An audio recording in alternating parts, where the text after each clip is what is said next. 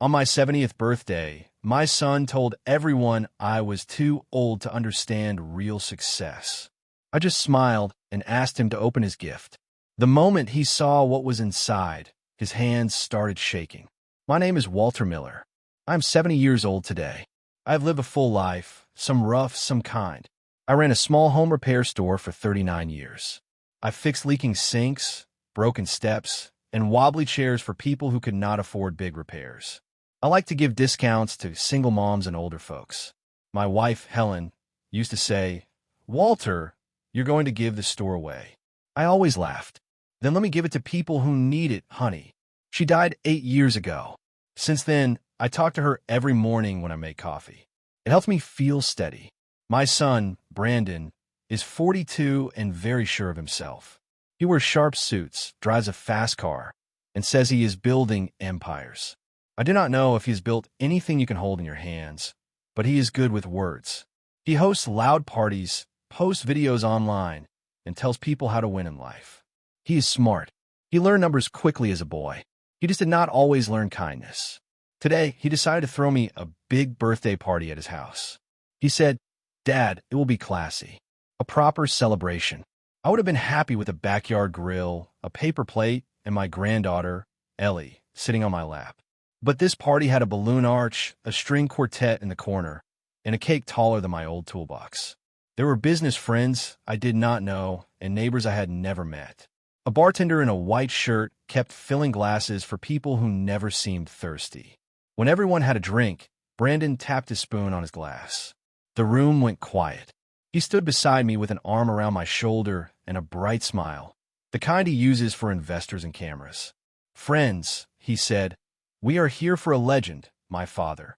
He ran a little shop for decades.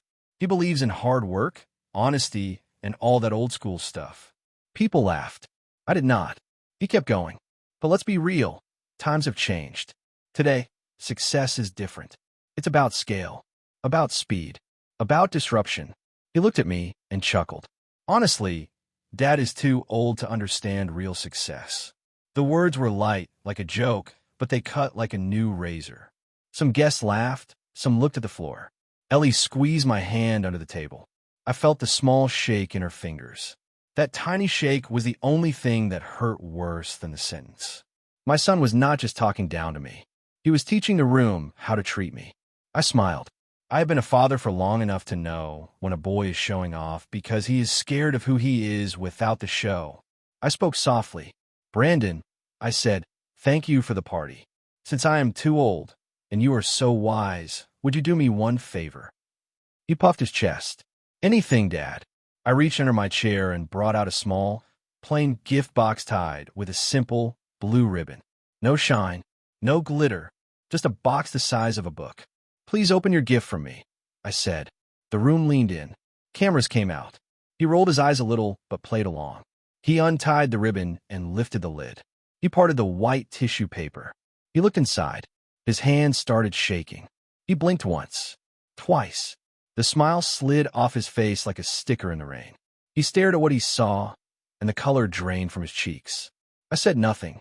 He looked up at me, mouth open, trying to form a word. None came. "Dad, what is this?" he whispered. I did not answer. Not yet. That is when the room heard a firm knock at the front door. Before we get to that door, before we get to what was in that box, let me tell you how we arrived here. Because a moment like this is never just one moment. It is many small choices stacking up like bricks until a wall stands between a father and his son. When Brandon was little, he rode his tricycle up and down the aisles of my store. He would stop at the hammers and say, "I like the heavy ones." He liked power. He liked the feeling of being in charge. I tried to teach him that real strength is not the weight of the hammer, but the care in your hands. He did not want to hear that lesson. He wanted to swing. In middle school, he sold candy he bought in bulk. He made money, but he cut deals that hurt other kids, charging a boy double because he knew the boy would pay to impress a girl. I told him, profit without fairness rots the soul. He shrugged. "It's just business, Dad." Helen said to me that night, "He's still learning. Keep teaching him softly." He grew fast, made the basketball team, and learned how cheers feel.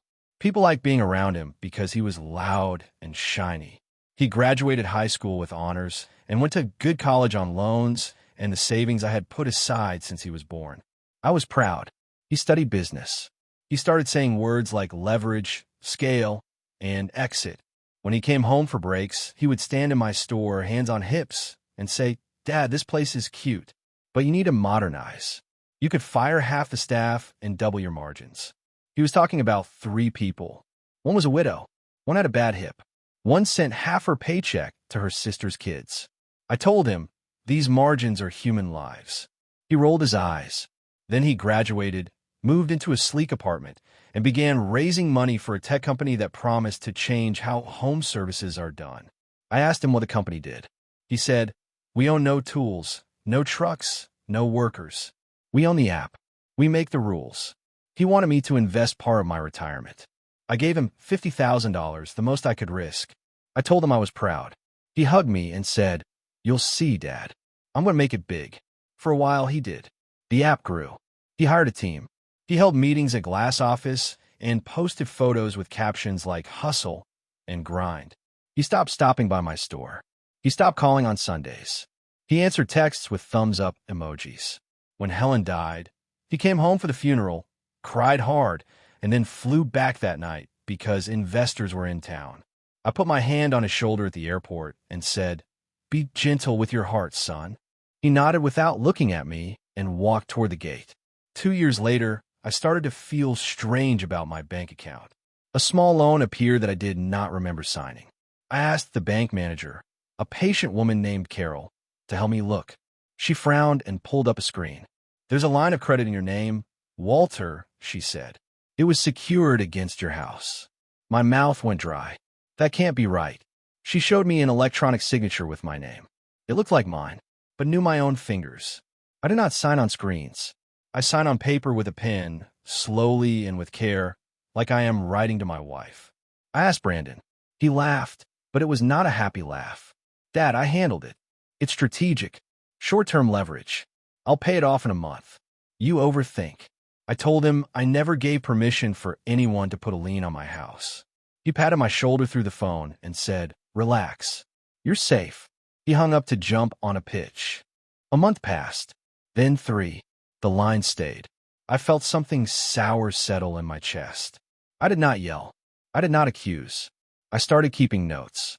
I saved emails. I asked questions softly, the kind that seemed simple but revealed truth.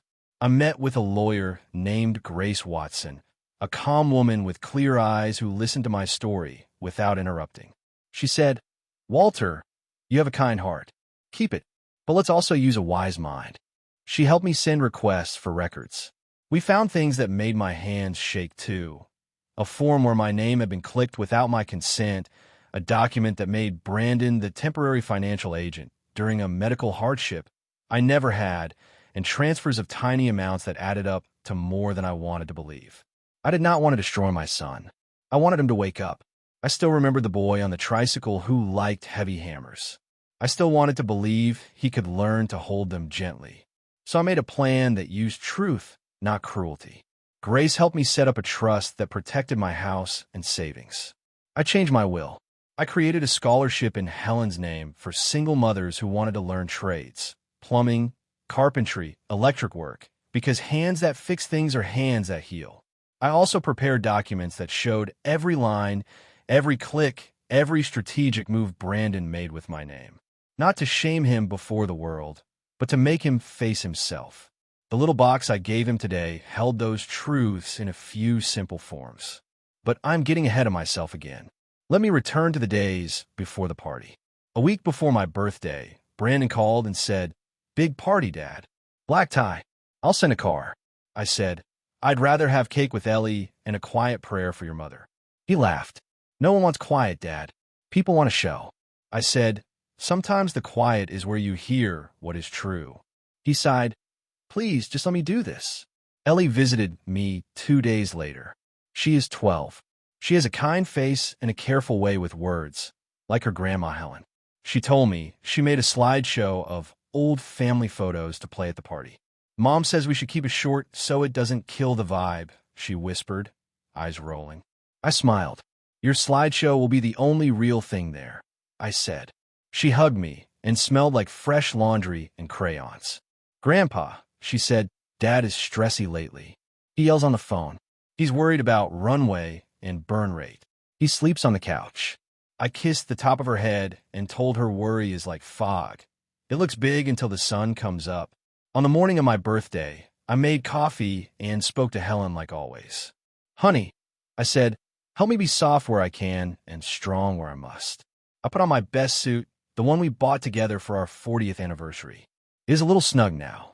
The driver picked me up in a black car that felt like a spaceship.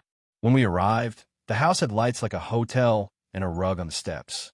Inside, there were flowers in tall vases and bowls of shrimp. I stood by the window and watched Ellie show the baker how to spell Walter with neat blue frosting.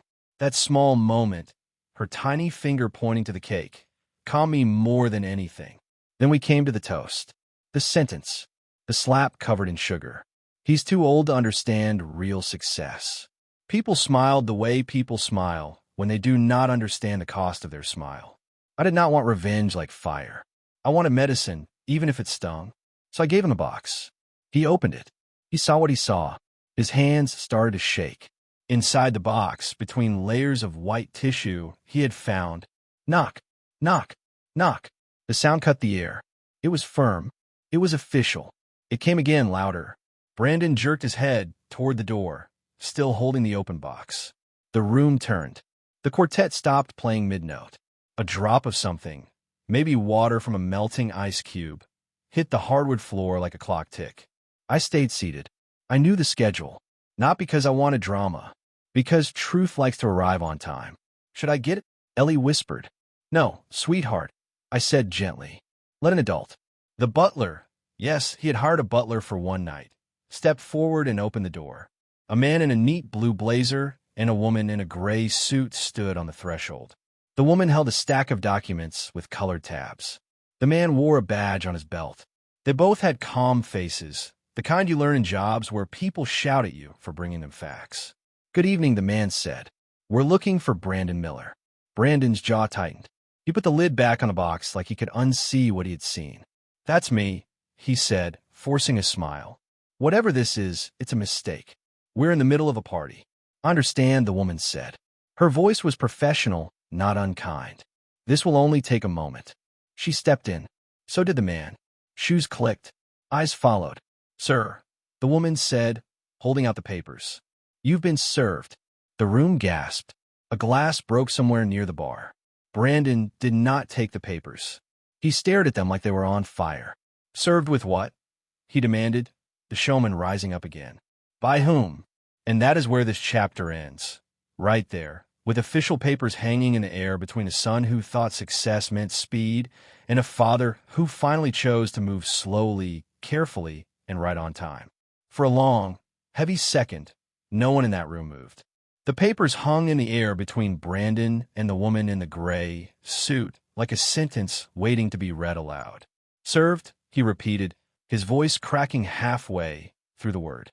Yes, sir, she said calmly. You've been served notice regarding financial misrepresentation, fraudulent authorization of a senior citizen's property, and breach of fiduciary duty. The color drained completely from his face. The crowd began to murmur. Business partners, friends, people who once called him a genius. Someone whispered, did she just say fraudulent? I stood slowly. My knees are old, but that moment gave me strength I didn't know I still had. I stepped beside my son, still holding the open gift box in his trembling hands. Inside that box were the same documents now being listed by the woman. The fake signatures, the bank transactions, the notarized proof that I had never approved any of it. Brandon turned to me, whispering through clenched teeth. Dad, you set me up? I met his eyes. No, son, you set yourself up. I just stopped cleaning up after you. The room went dead quiet. You could hear the low hum of the refrigerator in the kitchen. Ellie clung to her mother's leg, confused and frightened. I didn't want to humiliate him. I wanted to wake him. But maybe humiliation was the only language left that his pride could understand. The woman from a state attorney's office laid the papers on the table. You're required to appear for a preliminary hearing next Tuesday, she said. Your legal counsel has been notified. Brandon swallowed hard. You can't be serious, he muttered. This is a family misunderstanding. My father, he's confused. He's old. He doesn't understand how modern business works. The man in the blue blazer spoke for the first time. The documents show otherwise, Mr. Miller. Your father's clarity isn't the issue. The woman nodded politely toward me. Mr. Walter Miller, you are fully protected under the Senior Property Security Act. Your assets are now locked under the Miller Family Trust.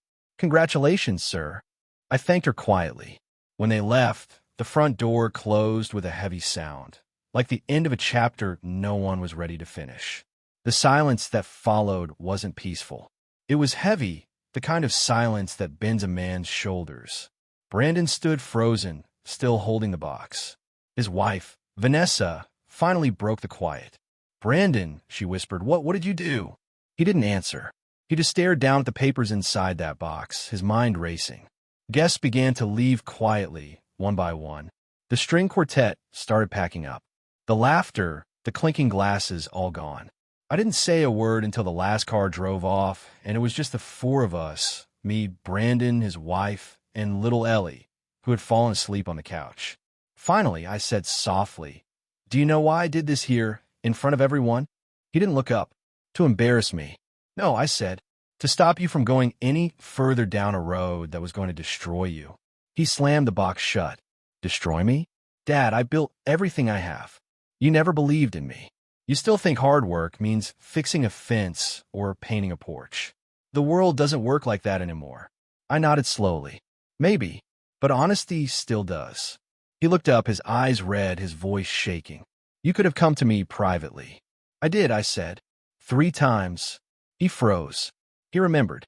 Each of those 3 times, I had tried to talk to him, once on the phone, once at the diner, once outside his office when he didn't want to be seen with his old-fashioned father. Every time, he brushed me off. He slumped into a chair, running both hands through his hair. So what now? You want to send your own son to jail? I took a deep breath. No, Brandon. I want to give you a chance to remember what real success is before it's too late. He didn't respond. I took the box, removed one document, and slid it toward him. This isn't a lawsuit, I said. It's a warning. I haven't pressed full charges yet, but the state knows. The trust is sealed. You can't touch what isn't yours anymore. He looked at the paper like it might bite him. So you're saying I'm saying if you make it right, I interrupted. If you pay back what you took, apologize to every worker you underpaid in that company, and rebuild with integrity. You can still be proud of your name one day. He scoffed. And if I don't? I met his eyes. Then those papers become public record. And you'll be remembered not as a builder, but as a thief. He sat there, motionless. Then, the doorbell rang again. He flinched like he'd been shot. Who was it this time? I looked at my watch.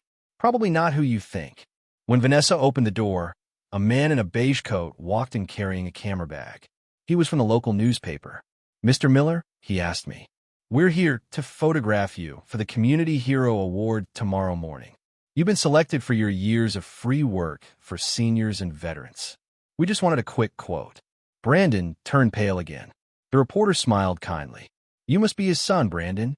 I heard your dad donated all his business savings to fund that new training program for single mothers. That's incredible. Brandon's mouth opened, but no words came out. The man turned to me. Sir, would you like to say something about what inspired you to do it? I smiled. Just this, I said quietly. My wife always said, success means leaving the world softer than you found it. I'm just keeping her promise. He nodded. Beautiful, truly beautiful. After he left, the silence returned, but this time it was different. Softer, sadder.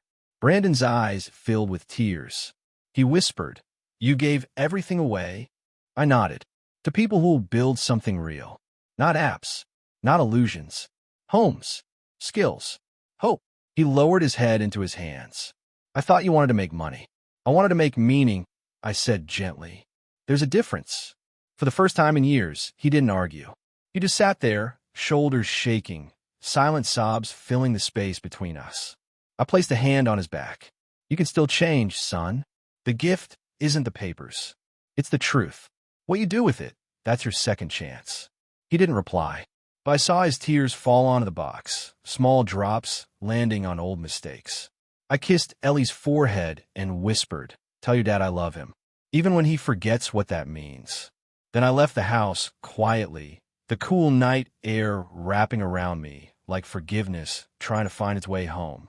I didn't look back, because some lessons, the ones that matter, are only learned when the world finally goes silent enough for a man to hear his own heart. And somewhere behind me, through the open window, I thought I heard my son crying out one word that sounded a lot like Dad. But I kept walking. That was the night I stopped being just a father and became the mirror my son could no longer avoid. It had been 3 days since the party. 3 days since I left Brandon standing in his marble-floored living room, holding a box full of truths he didn't want to see. 3 days since I'd seen my son's face collapse beneath the weight of his own reflection. I spent those 3 days quietly. I repaired an old birdhouse behind my shed. I made soup. I sat on the porch swing where Helen and I used to drink lemonade in the summer and talk about nothing. But peace, it turns out, can be loud when guilt keeps knocking at your door. On the morning of the 4th day, I was sweeping the porch when I saw a black SUV pull into my driveway. I knew the shape of that car. Brandon's. He stepped out wearing jeans and a plain white shirt. No suit, no watch, no charm. Just my boy, stripped of all his glitter. He looked tired. His eyes were red-rimmed, and his hands shook slightly when he shoved them into his pockets. "Dad," he said, voice cracking. "Can I come in?" I nodded. "You don't have to ask." He followed me inside, the smell of coffee filling the air. He looked around at the house, the faded curtains, the family photos, the old recliner that Helen loved, like he hadn't really seen it in years. He stood there for a long moment, silent. Then, quietly, he said, "You were right." I didn't speak. I let him talk. "I was stupid," he continued. "I thought money made me powerful. I thought showing off meant I was winning. I thought success was how loud people clapped when I entered a room. But now, I can't even hear the sound of my own footsteps without feeling ashamed." He sat at the kitchen table and buried his face in his hands. "Dad, I didn't just hurt you. I hurt everyone. My employees, half of them haven't been paid in weeks. The investors are pulling out. And Vanessa's staying at her mother's. She said she doesn't know who I am anymore." I leaned against the counter, quiet. My heart ached, not with anger, but with the heavy ache only parents understand, the pain of watching your child realize the truth too late. He looked up. "I deserve this, don't I?" I took a slow sip of coffee before answering. "You deserve a lesson. What you do with it decides the punishment." He gave a small, broken laugh. "You sound like Mom." That made me smile faintly. Then maybe she's still teaching us both. He exhaled shakily and reached into his pocket. "Dad, I came to return something." He pulled out an envelope and placed it on the table. Inside were cashier's checks, all the money he had taken, plus interest. "I sold my shares," he said. "It's not everything, but it's a start. I want you to have it back." I slid the envelope back toward him. "No, keep it. Fix what you broke." He blinked. "What?" "Use it to pay your workers. Make things right with them. If you really want to rebuild, start from the bottom, not the boardroom." He shook his head, voice trembling. "I don't even know where to begin." "Then begin with a hammer," I said softly. "You remember the one you used to hold in the store? The heavy one." He smiled weakly. "Yeah, the one you said was about care, not strength." "Exactly. Go build something that needs no lies to stand." He nodded slowly, tears pooling in his eyes. We sat there in silence, the sound of birds outside filling the spaces where words didn't belong. For a brief, fragile moment, it felt like the world was healing, like maybe this wound between us could close. But then the knock came. 3 firm knocks on the front door. Brandon froze. "Are you expecting someone?" he whispered. I shook my head. "No." He walked to the door and opened it. 2 men stood there. One of them, tall, serious, flashed a badge. "Brandon Miller?" Brandon's face drained of color. "Yes. You're under investigation for financial fraud concerning your investors. You'll need to come with us for questioning." My heart stopped. "What?" I stepped forward. "Wait." He returned everything he took. "He's trying to make things right." The officer nodded respectfully. "That may help him, sir. But the complaint isn't from you. It's from the investors he misled." We just need a statement. Brandon turned to me, eyes wide, pleading. Dad, I swear, I didn't know this was coming. I told the truth to everyone. I swear I did. I believed him. For the first time in a long while, I truly believed him. I put my hand on his shoulder. Then go tell them that truth again. Don't run from it this time. He swallowed hard, nodded, and allowed the men to escort him out. I stood in the doorway, watching as they led my son into the back of the car. The door shut softly, but the sound echoed in my chest like thunder. As the car pulled away, I whispered to the empty street, sometimes the only way up is down. That night, I couldn't sleep. I sat by the window, looking at the stars Helen used to name out loud. I wondered if she could see us, her broken boys trying to fix what pride destroyed. The next morning, a letter was slipped under my door. No stamp, no address, just my name written in shaky handwriting. It was from Brandon. Dad. It began, they said I might be charged. I don't know what happens next, but for once, I'm not afraid of the truth. I just want to earn your respect again. I don't deserve forgiveness, but I want to become the kind of man Mom would have prayed for. By the end, the ink was smudged from tears. I folded the letter carefully and placed it beside Helen's picture. That day, I prayed for him, not for freedom, not for luck, but for wisdom. Because wisdom, I've learned, is the only success that doesn't fade. And that night, just as I was about to fall asleep, my phone buzzed. A text from Vanessa. Walter, please pick up the news. Something just happened with Brandon. It's bad. My hand shook as I grabbed the remote. The screen lit up, and what I saw made the coffee mug slip from my hand and shatter on the floor. The news anchor's voice was calm, almost too calm for what she was saying. Breaking story tonight. Local entrepreneur Brandon Miller has been hospitalized following a car accident near Interstate 45. Authorities say his vehicle lost control and hit a divider. The cause of the crash is still under investigation. My heart dropped. I stood frozen in front of the TV, the shattered coffee mug still at my feet, coffee spreading slowly across the tile. Hospitalized, I whispered, "Dear Lord." I grabbed my coat, keys, and the envelope he had left me the day before and rushed outside. The night air was cold and wet. I drove faster than I had in years. My old truck rattled like it might fall apart before it reached the city. When I reached St. Luke's Hospital, the smell of antiseptic hit me hard. The same smell I remembered from the night Helen passed. My chest tightened. At the front desk, a nurse looked up. "Can I help you, sir?" "Yes," I said, voice trembling. "My son, Brandon Miller. He was brought in from a car crash." She checked the system and nodded. "He's in room 213, ICU wing. He's stable now, but heavily sedated." I nodded and started walking before she finished. My hand shook so badly that I nearly dropped the visitor badge she handed me. When I entered his room, the machines beeped in a steady rhythm. He looked nothing like the man who had stood in a crisp suit a few nights ago. His face was bruised, his arm wrapped in white bandages. Tubes ran from his hand to a monitor that blinked green. I pulled a chair close and sat down. "Hey, son," I said softly. "It's just me." His eyes fluttered open barely. He smiled weakly. "Dad, I didn't fall asleep at the wheel. I swear. He winced, the pain catching his breath. "Don't talk," I said, squeezing his hand gently. He shook his head. "No, listen. I was coming to see you again. I wanted to tell you something before they—" He coughed hard, and the nurse rushed in. "Mr. Miller, you need to rest," she said firmly. He nodded weakly and drifted off again, the sedative pulling him under. I sat there for hours, watching the steady rise and fall of his chest. Every beep of the machine was a second chance, a rhythm I had once taken for granted. Around dawn, a man in a dark suit entered the room. He introduced himself as Detective Harlan. His expression was serious. "Mr. Walter Miller?" he asked. "Yes. I'm sorry to disturb you, but we have reason to believe the accident wasn't an accident." I frowned. "What do you mean?"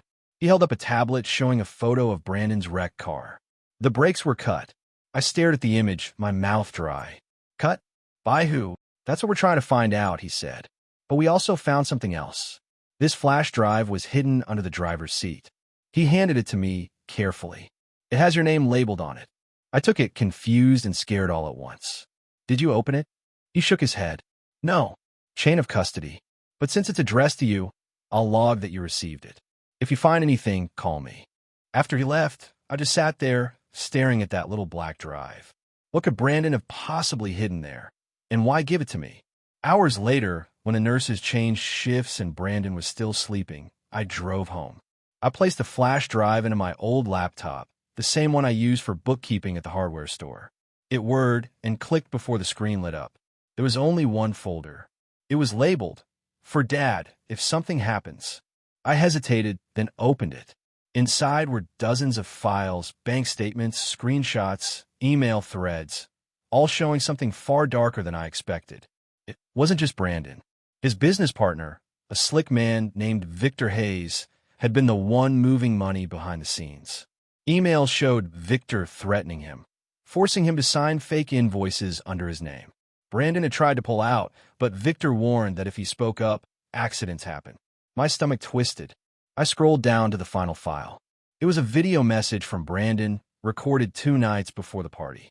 His face looked tired, his eyes hollow. "Dad," he said, voice shaky. "If you're watching this, it means I couldn't fix it in time. Victor's been using me to launder investor money through shell accounts. And I was too stupid to see it until it was too late. I'm scared, Dad. I know you think I only care about money, but I swear I wanted to make you proud.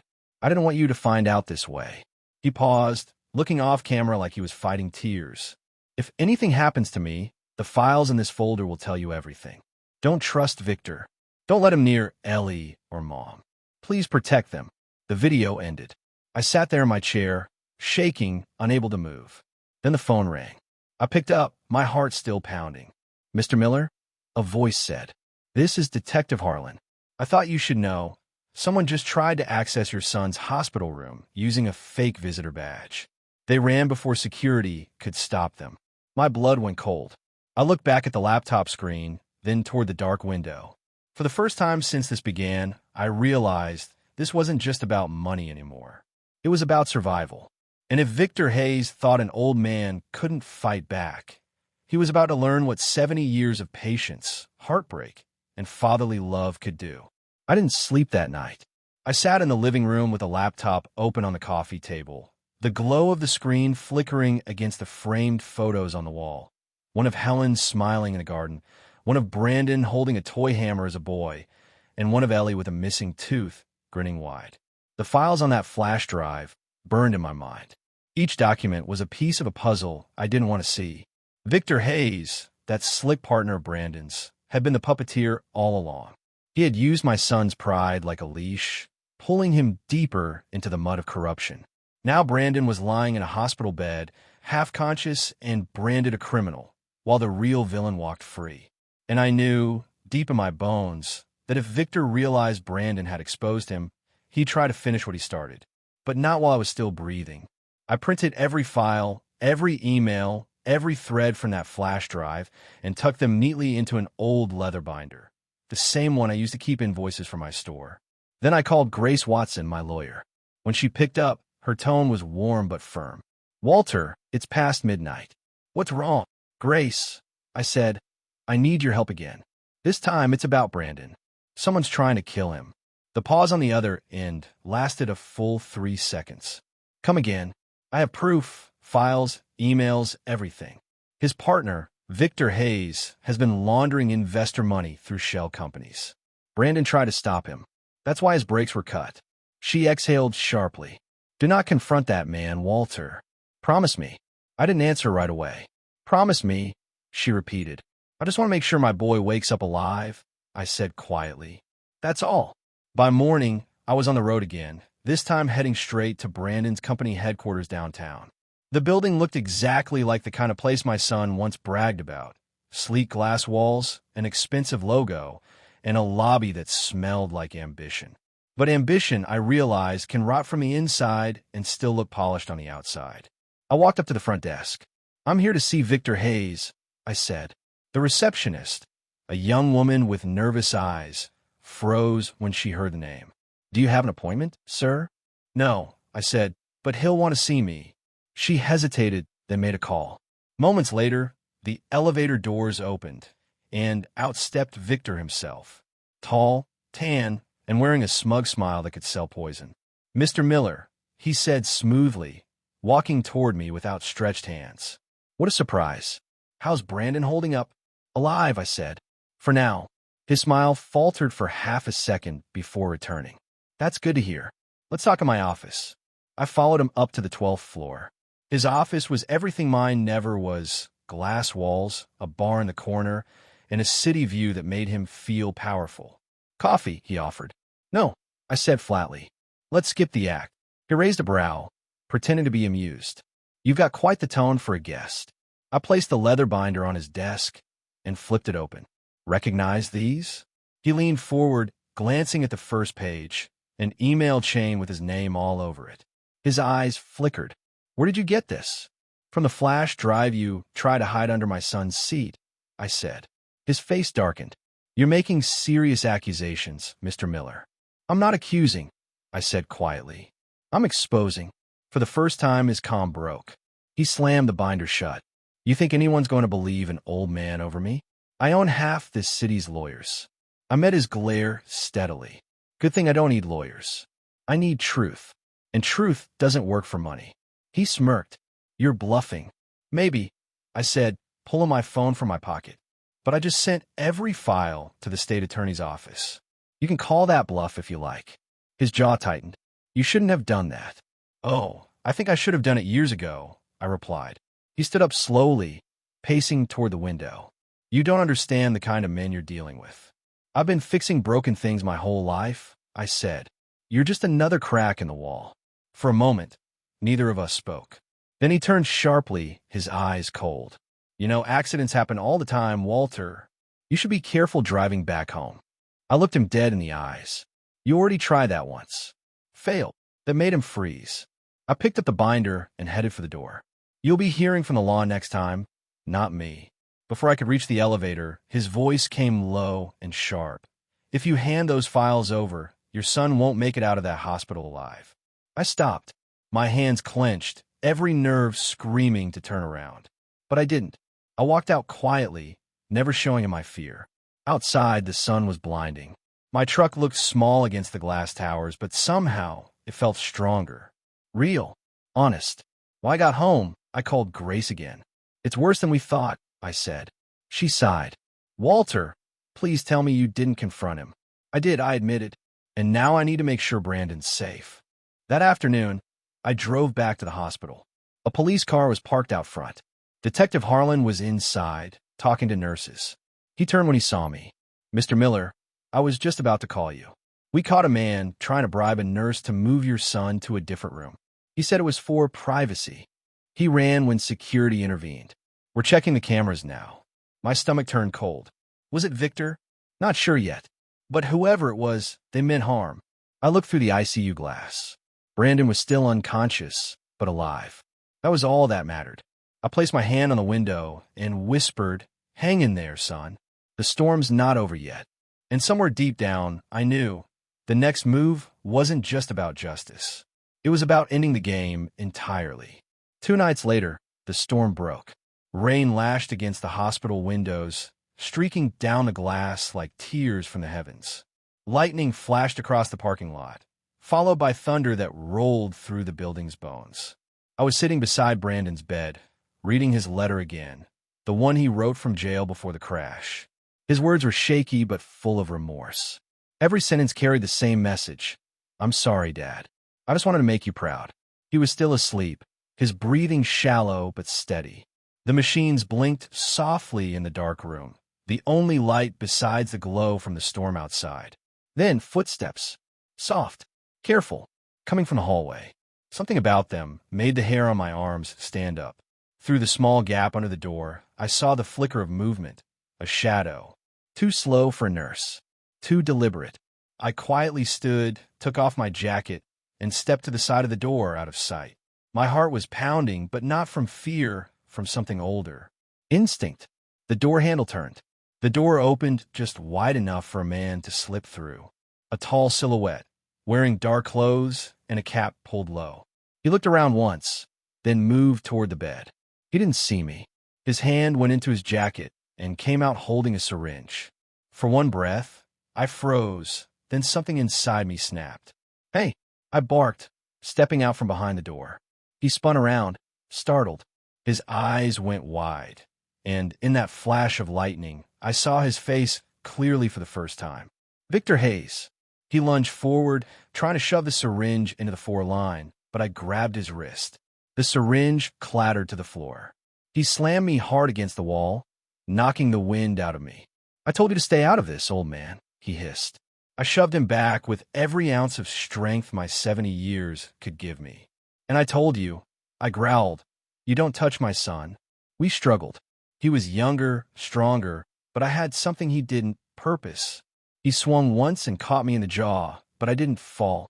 I grabbed his collar, yanked him forward, and slammed his head into the metal bed rail. He stumbled back, dazed, and that was when the door burst open. "Police!" "Drop it!" Detective Harlan and 2 officers stormed in. Victor froze, blood running down his forehead. "Step away from the patient," Harlan ordered. Victor's eyes darted between me and the door, but it was over. 2 officers tackled him, pinning him to the ground. The syringe was collected from the floor. Harlan looked at me, panting. "You all right, Mr. Miller?" I nodded, breathing hard. I've had worse from falling ladders. They hauled Victor to his feet. He glared at me as they cuffed him. "You think this ends with me?" he spat. "You have no idea who you're fighting." I stepped closer. "No, Victor. You have no idea who you picked a fight with." They dragged him out. The moment the door shut, the room went quiet again, except for the soft hum of the machines. Brandon stirred slightly. His eyelids fluttered. "Dad," he whispered. I rushed to his side. "I'm here, son. You're safe." He looked around weakly. What happened?" "Just rest," I said softly. "You don't need to worry anymore." He blinked slowly. Did you forgive me?" I squeezed his hand gently. "Son, I forgave you the day you were born. You just forgot who you were for a while." He smiled faintly. "Mom used to say that." "I know," I said, smiling through tears. "She's still teaching US, isn't she?" He nodded weakly, then drifted back to sleep. The next morning, the storm had cleared. The world outside the hospital windows looked washed clean, like God had taken a cloth to it overnight. Detective Harlan came by my room later that day. "Victor Hayes is in custody," he said. "He confessed. Turns out he'd been skimming millions through multiple companies. The files you gave us sealed the case. You saved a lot more people than just your son." I nodded, relief heavy in my chest. "And my son? He'll make it," Harlan said with a smile. "And once the investigation clears his name, he'll have a clean start." I thanked him quietly. 2 months later, Brandon walked out of the hospital with a cane and a limp, but a different kind of strength. Not the flashy, loud kind. The quiet kind. The kind that comes after losing everything and realizing that everything wasn't what mattered in the first place. He sold what was left of his company and used the money to start something smaller, simpler. A home repair foundation for single parents and veterans. "Like your old store, Dad," he said one afternoon, sitting with me on the porch. "Only this time, I'll do it right." And he did. Every week, he'd show up at my door with paint on his jeans and stories about families he'd helped. Ellie would come running through the yard, her laughter echoing just like her grandmother's once did.